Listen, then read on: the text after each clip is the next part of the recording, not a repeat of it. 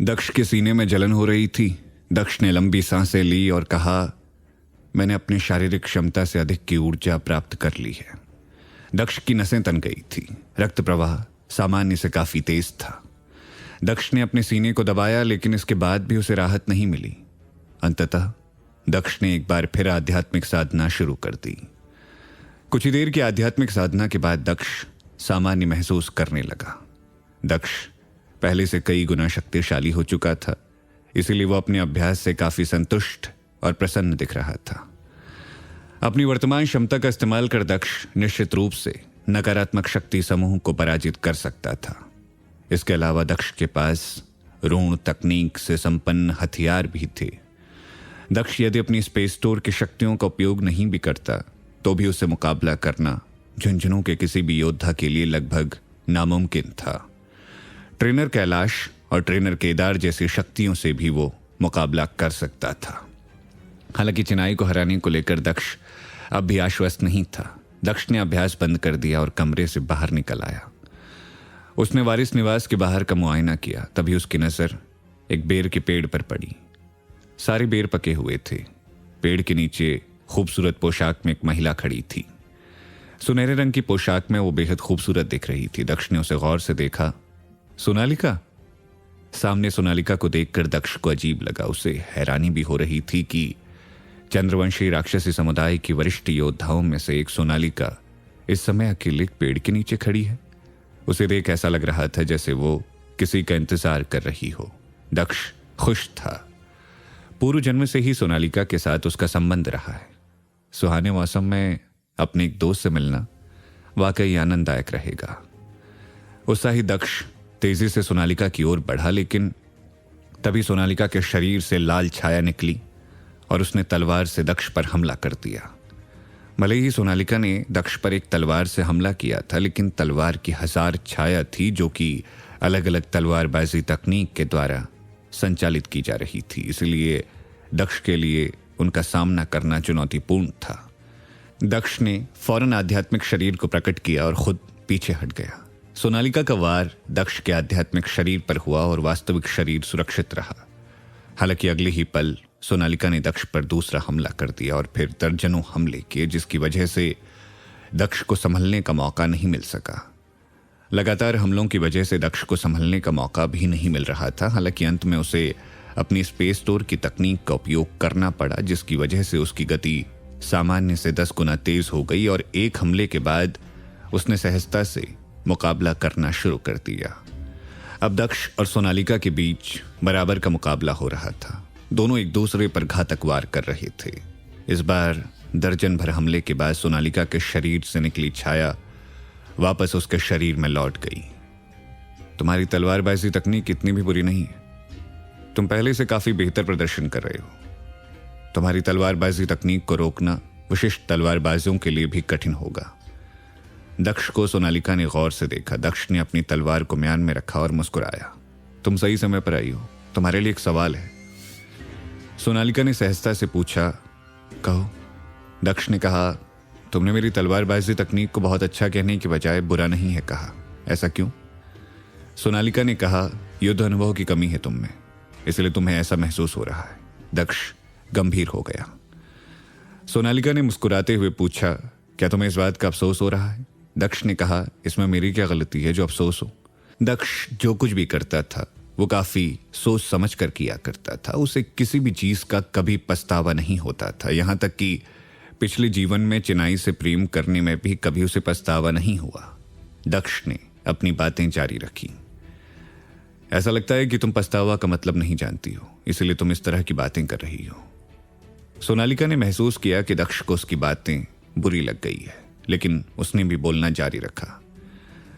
तुम यदि अनुभव हासिल नहीं करते हो तो तुम्हारी जीवन यात्रा बेवकूफी भरी ही होगी। तुम जीवन में शायद कुछ अर्जित नहीं कर पाओगे।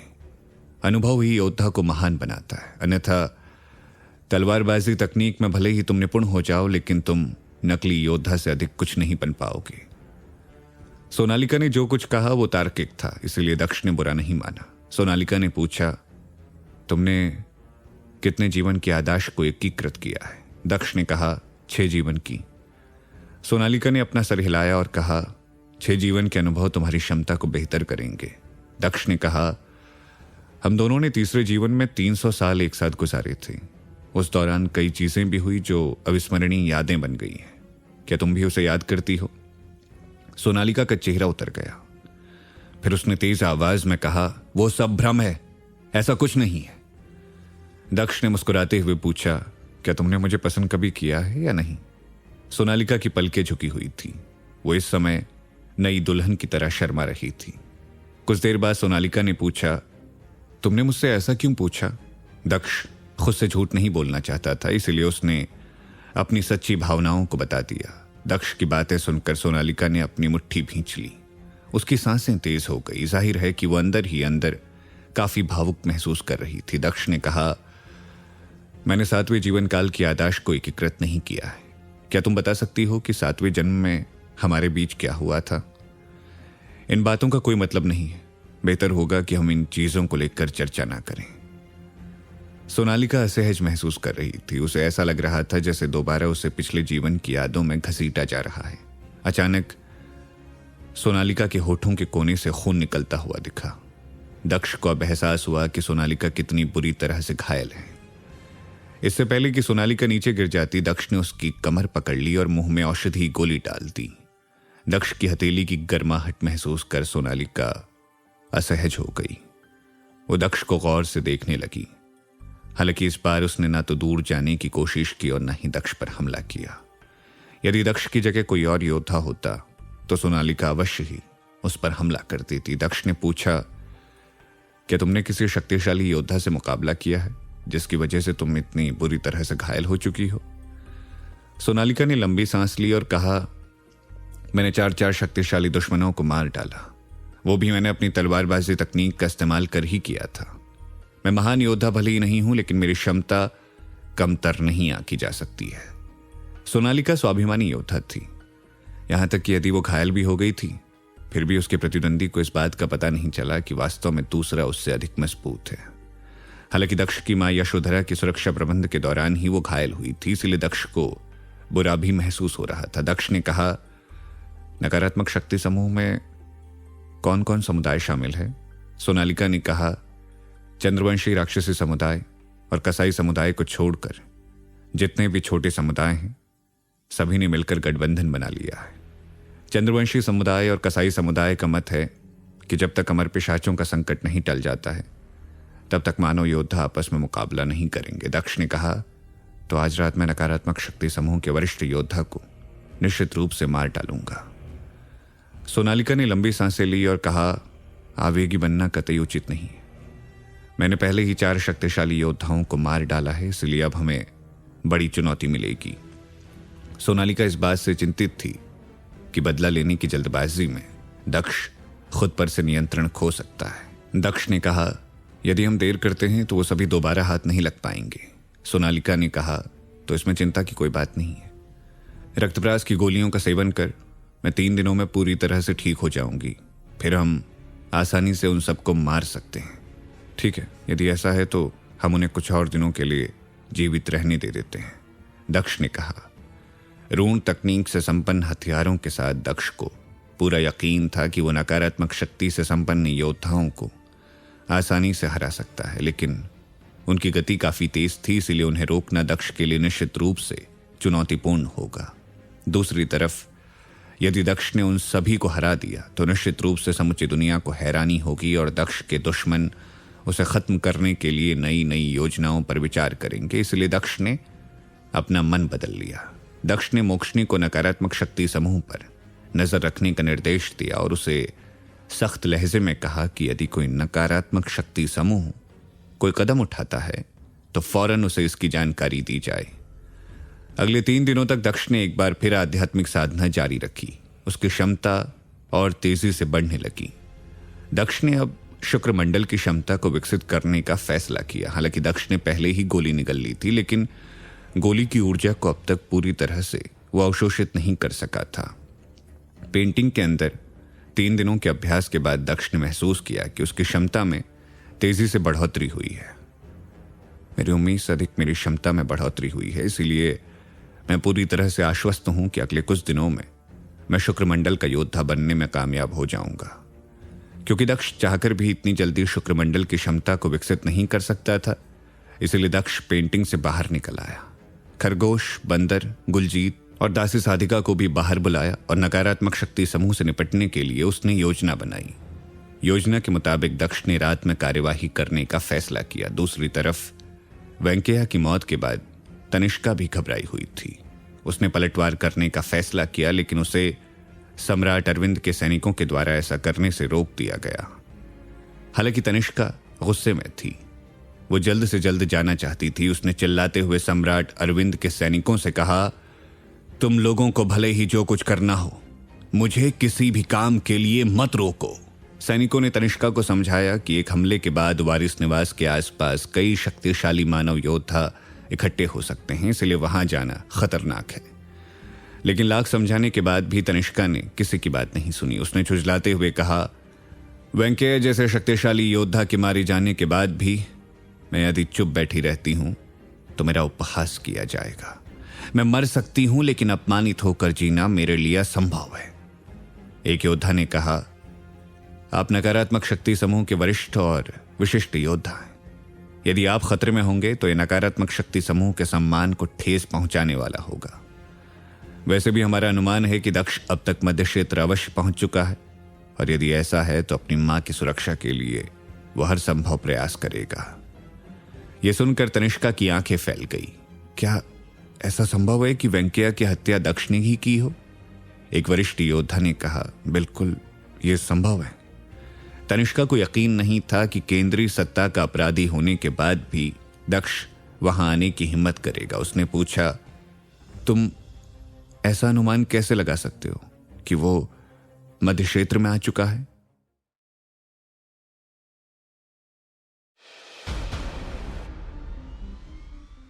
अब तक सम्राट अरविंद भी वहां पहुंच चुका था। उसने भी आशंका जताई कि दक्ष मध्य क्षेत्र पहुंच गया। मुझे लग रहा है कि दक्ष को पहले ही पता चल गया है कि हम उसकी मां का पीछा कर रहे हैं, जिसकी वजह से वो मध्य क्षेत्र आया है। उत्तर से अब उसके बारे में कोई खबर नहीं आ रही है, जिसका मतलब है कि उसने उत्तरी क्षेत्र को छोड़ दिया है। तनिष्का ने गंभीर लहजे में कहा, यदि आपकी बात मान ली जाए तो फिर वो वारिस निवास को छोड़ने की बजाय अब भी अपनी मां के साथ वारिस निवास में ही क्यों है? एक योद्धा ने कहा, इसका स्पष्ट मतलब है कि वो हमसे मुकाबला करना चाहता है।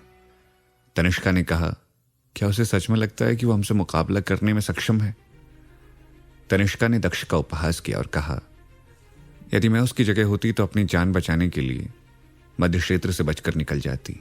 दूसरे योद्धा ने कहा, शायद वो आपको पकड़ने के लिए इस समय वारिस निवास में रुका हुआ है।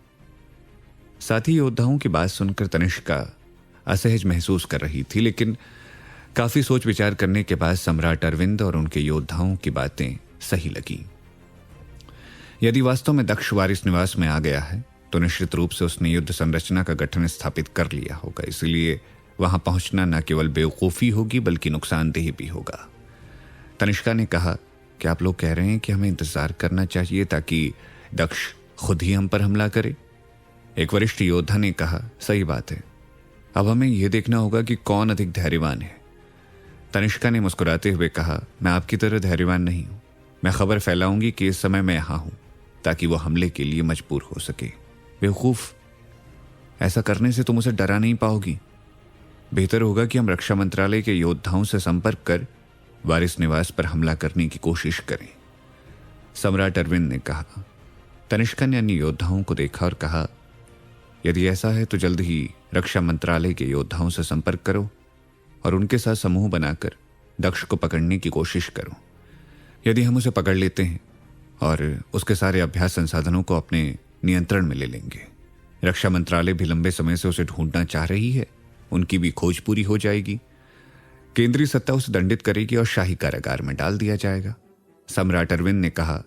क्योंकि केंद्रीय सत्ता की महारानी चिनाई ने खुद ही उसकी गिरफ्तारी के लिए निर्देश जारी किया है, इसलिए मुझे नहीं लगता कि उसे केवल कारागार में डालकर छोड़ दिया जाएगा। उसे निश्चित रूप से फांसी दी जाएगी, लेकिन उसे गिरफ्तार करना आसान नहीं है। हमें अच्छी तरह से मालूम है कि दक्ष ने पंचभूत तत्वों को पूरी तरह से नियंत्रित कर लिया है और उसके पास पेस्टोर की शक्तियां भी हैं। उसके साथ साथ वो अपनी उच्च क्षमता का प्रदर्शन कर किसी भी महान योद्धा को चुनौती देने की क्षमता रखता है। इसके अलावा अब तक सोनालिका भी पूरी तरह से स्वस्थ हो गई होगी, इसलिए दक्ष को हल्के में नहीं लिया जा सकता है। उसे पकड़ने के लिए कोई उच्च स्तरीय योजना बनानी होगी। एक पल की चुप्पी के बाद एक लाश योद्धा सम्राट अरविंद से बोलने लगा, बेहतर होगा कि हम दक्ष के हमले का इंतजार करें। मेरे अनुमान के मुताबिक वो आज रात हम पर अवश्य हमला करेगा। सम्राट अरविंद अनुभवी थे, इसलिए उन्होंने लगभग ठीक ठीक सब कुछ का अनुमान लगा लिया। तनिष्का ने कहा, सोनालिका के खिलाफ हुई लड़ाई में हमारे कुछ वरिष्ठ योद्धा घायल हुए हैं। वो पूरी तरह से ठीक नहीं हुए हैं। मुझे नहीं लगता है कि वो अब भी सोनालिका से मुकाबला करने में सक्षम हो पाएंगे। सम्राट अरविंद मुस्कुराने लगा, तुम इतना डर क्यों रही हो? क्या तुम्हें लगता है कि हमने शिविर के बाहरी हिस्से में दिखावे के लिए सुरक्षा सारिणी स्थापित की है? यदि वो अपराध करेंगे तो उन्हें अवश्य ही दंड मिलेगा, और यदि हम हमला करते हैं तो उनके लिए वापस लौटना नामुमकिन है। सम्राट अरविंद के लाश योद्धा के चेहरे पर आत्मविश्वास स्पष्ट रूप से दिख रहा था। इसी बीच दक्ष ने भी खुद को पूरी तरह से तैयार कर लिया। सबसे पहले उसने सुहासिनी को बताने के लिए आध्यात्मिक संदेश भेजा कि ठाकुर ड्योढ़ी में सम्राट अरविंद और तनिष्का मौजूद हैं। हालांकि दक्ष के इस फैसले से गुलजीत असहमत थी। उसने कहा, मैं मानती हूं कि सुहासिनी आपके विश्वास पात्र है, लेकिन आपको यह समझना होगा कि वो केंद्रीय सत्ता की योद्धा है और कभी भी आपके खिलाफ जा सकती है। दक्ष ने गंभीर लहजे में कहा, तुम सही कह रही हो, लेकिन दूसरा पहलू यह भी है कि सुहासिनी और झुन्ना सिंह एक साथ काम करते हैं, इसलिए वो निश्चित रूप से सम्राट अरविंद के लाश योद्धाओं का जल्द से जल्द सफाया करना चाहते हैं। यदि वो सम्राट अरविंद के द्वारा स्थापित सुरक्षा सारिणी को नष्ट कर देते हैं तो उसे खुद भी सम्राट अरविंद के लाश योद्धाओं से मुकाबला करने की आवश्यकता नहीं पड़ेगी। मुझे लगता है कि मैंने जितनी उसकी मदद की है उसके बदले वो इतना तो कर ही सकती है ना। गुलजीत ने कहा, क्या होगा यदि वो आप पर और सम्राट अरविंद पर एक साथ हमला कर देती है? उसकी मंशा होगी कि दोनों को एक साथ मारकर केंद्रीय सत्ता में अपनी स्थिति को मजबूत कर सके। दक्ष ने यह महसूस किया कि उसे अतिरिक्त सावधानी बरतनी होगी, क्योंकि वो एक सम्राट से मुकाबला करने जा रहा था। इसलिए उसने अपनी सारी शक्तियां जुटा ली थी। दक्ष और तनिष्का दोनों तरफ से योजनाएं बना रही थी, लेकिन देखना यह था कि किसकी योजना अधिक कारगर होती है। सुहासिनी को जैसे ही खबर मिली कि तनिष्का और सम्राट अरविंद के लाश योद्धाओं ने केंद्रीय सत्ता में कदम रखने की हिम्मत की है, वो गुस्से से आग बबूला हो गई। उसने चिल्लाते हुए कहा, उसने यहां आने की हिम्मत की है? उसे इसका गंभीर परिणाम भुगतना होगा। सुहासिनी फौरन रक्षा मंत्रालय के सैन्य शिविर की ओर बढ़ चली। निकटवर्ती सैन्य शिविर के सेनापति रविचंद्रन थे। रविचंद्रन केंद्रीय सत्ता के 7वें सबसे शक्तिशाली योद्धा थे। उनकी युद्ध क्षमता गुलजीत के समकक्ष थी। वो भी झुन्ना सिंह के परिवार से संबंधित थे। सुहासिनी के आने की सूचना मिलते ही सेनापति रविचंद्रन उसके स्वागत के लिए आगे बढ़ गया। प्रणिपात वरिष्ठ सुहासिनी ने कहा, रविचंद्रन, इस समय केंद्रीय सत्ता के आसपास कई दुश्मन छिपे हुए हैं। उनसे निपटने के लिए आपको मेरा सहयोग करना होगा। रविचंद्रन जानता था कि घुसपैठी और दुश्मन से मुकाबला करने की जिम्मेदारी रक्षा मंत्रालय के अधीन थी, लेकिन खुद सुहासिनी मोर्चा थाम रही थी। इसका मतलब स्पष्ट है कि चुनौतियां सामान्य से अधिक हैं। आधे घंटे के बाद 50,000 से अधिक की संख्या में रक्षा मंत्रालय के योद्धा शिविर में इकट्ठा हो गए और रविचंद्रन के निर्देश के तुरंत बाद वो सभी ठाकुर ड्योढ़ी की ओर बढ़ने लगे। ड्योढ़ी के बाहर पहुंचने के बाद रविचंद्रन को एहसास हुआ कि सुहासिनी का इरादा क्या है। सोन मंडप के पास लंबे समय से नकारात्मक शक्ति समूह के योद्धा इकट्ठे हैं। यदि हम उन पर हमला करते हैं तो इस समय केंद्रीय सत्ता और नकारात्मक शक्तियों के बीच का टकराव बढ़ जाएगा। इस समय केंद्रीय सत्ता के सामने अमर पिशाच नाम की चुनौती है। हमें उनसे मुकाबला करने के लिए ध्यान को केंद्रित करना चाहिए। सुहासिनी ने कहा, नकारात्मक शक्ति समूह का इरादा नेक नहीं है। झुंझुनों की अस्थिरता का वो फायदा उठाना चाहती है और केंद्रीय सत्ता के योद्धाओं पर हमला करने की योजना बना रही है। हम ऐसे नहीं बैठ सकते हैं ना? रविचंद्रन ने कहा, लेकिन हमें यह भी समझना होगा कि नकारात्मक शक्ति समूह के योद्धाओं ने झुंझुनों के अलगाववादी शक्तियों के साथ गठबंधन कर लिया है। यदि हम उन पर हमला करते हैं तो हमें दो तरफा खतरा होगा। रविचंद्रन युद्ध से बचना चाहते थे, लेकिन सम्राट अरविंद से उन्हें भी नफरत थी। अरविंद से झुन्ना सिंह के परिवार की निजी दुश्मनी थी। सुहासिनी ने रविचंद्रन को समझाया और अंत में वो भी युद्ध के लिए तैयार हो गए। दक्ष इस समय ठाकुर ड्योढ़ी से कुछ ही दूरी पर मौजूद था। रक्षा मंत्रालय के योद्धाओं की मंशा को देखकर वो काफी खुश था। सुहासिनी ने मेरे संदेश को गंभीरता से लिया है। दक्ष ने ड्योढ़ी से कुछ दूरी पर भूल भुलैया निर्माण की योजना बनाई ताकि नकारात्मक शक्ति समूह के योद्धा यदि भागने की कोशिश करते हैं तो वो भूल भुलैया में फंस जाएंगे। सुहासिनी के समझाने के बाद रविचंद्रन ने पूरी ऊर्जा के साथ रक्षा मंत्रालय के सैनिकों का नेतृत्व किया और नकारात्मक शक्ति समूह के योद्धाओं पर हमला कर दिया। अचानक हुए हमले ने नकारात्मक शक्ति समूह के योद्धाओं को हैरान कर दिया। कौन है? किसने हमला करने की हिम्मत की है? नकारात्मक शक्ति समूह के वरिष्ठ योद्धा की आवाज सुनने के बाद रविचंद्रन और उत्साहित हो गया। वो जल्द से जल्द उस अहंकारी योद्धा की हत्या करना चाहता था। रविचंद्रन ने कहा, मुझे जानकारी मिली है कि ठाकुर ड्योढ़ी में केंद्रीय सत्ता के विद्रोही छिपे हुए हैं जिनकी मंशा केंद्रीय सत्ता को क्षति पहुंचाना है। मैं उन्हें ही पकड़ने के लिए आया हूं। तुम्हें लगता है कि एक ऐसी जगह है जहां जब जो चाहे प्रवेश कर सकता है? एक वरिष्ठ योद्धा ने रविचंद्रन को डांटते हुए कहा। नकारात्मक शक्ति समूह के योद्धा भले ही उम्रदराज थे, लेकिन रविचंद्रन के मन में उनके प्रति तनिक भी सम्मान नहीं था। नकारात्मक शक्ति समूह ने झुंझुनू में व्याप्त अराजकता का लाभ उठाने का प्रयास किया है। उन्हें निश्चित रूप से इसके लिए दंडित किया जाएगा। यदि तुम लोग खैरियत चाहते हो तो फौरन आत्मसमर्पण कर दो, रविचंद्रन ने कहा।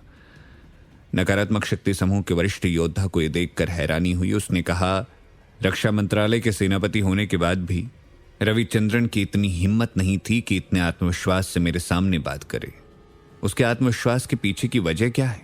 सम्राट अरविंद ने कहा, रविचंद्रन झुन्ना सिंह के परिवार का योद्धा है।